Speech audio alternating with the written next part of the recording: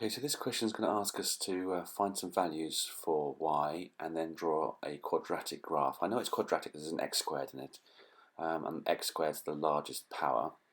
And also I know that x squared graphs are happy faces and negative x squared graphs are sad faces. So they need to be curved graphs, and they need to not use any kind of ruler or straight line to draw the curve. Okay, otherwise you will lose a mark.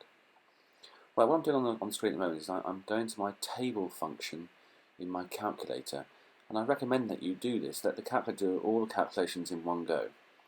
So what I'm going to do is I'm going to type the question in. It's telling me that y is equal to x squared minus x over 2 minus 3. So if I type in x squared minus x over 2 minus 3, okay, then and press equals.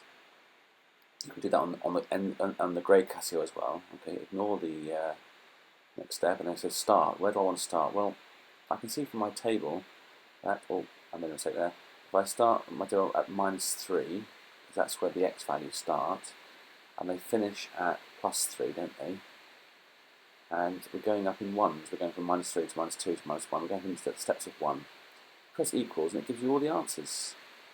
So I could fill the table in, but what I'm going to think of is the table is just really a bunch of coordinates. So my x value followed by my y value, isn't it? That's what a coordinate is. Remember, always x before y in the alphabet, isn't it? Okay, and y to the sky. So y tells you how high you're going, and x tells you how far along you're going. So, well, let me just move that over. Sorry, just a sec. I'll just push the. Yeah, there we go. Right, so when x equals minus 3, y equals 7.5. When x equals minus 2, you can see the values of y on the screen. 2, minus 1, when x equals minus 1, the y value of minus 1.5, etc., etc. So what I'm doing is I'm creating all these coordinates, okay, and of course, eventually, I'm going to plot them onto the graph below. Okay, so let me just finish off. So when x equals 2, y equals 0, and when x equals 3, y equals 4.5. So that's, oh look, I made a mistake there, so don't scribble it out when you make a mistake, just put a line through it, and there we go. That's no need to scribble, okay, that could be helpful, okay.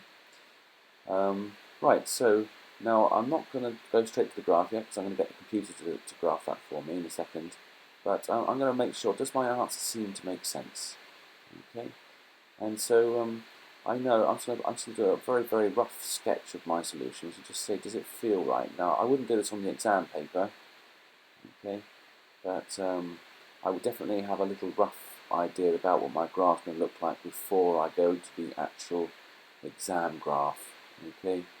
So just having a very, very rough, just by judging it by eye, okay, and 3, 4.5, yeah. And I'm thinking, can I put a happy face through those points? It's very rough, okay, I'm really not trying to be artistic or anything, okay, but you'll notice I didn't use a ruler. For a curved graph you're not supposed to, okay, and also it's symmetrical. Notice the symmetry of the shape. So what should get onto this graph is something that looks like that, okay, you'll notice it's smooth, and you'll notice it's symmetry, it's symmetrical, okay. Also, I'm not going past minus 3 and 3. Don't do that, okay.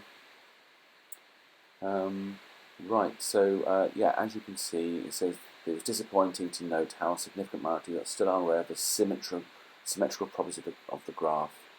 Also, I expect that in these types of questions, a lot of students go past 3 and below minus 3, and you shouldn't. You should be stopping at 3 and minus 3 on your graph. But other than that, make sure you're not using a ruler to connect the points. It shouldn't look, you know, messy. It should look nice and smooth.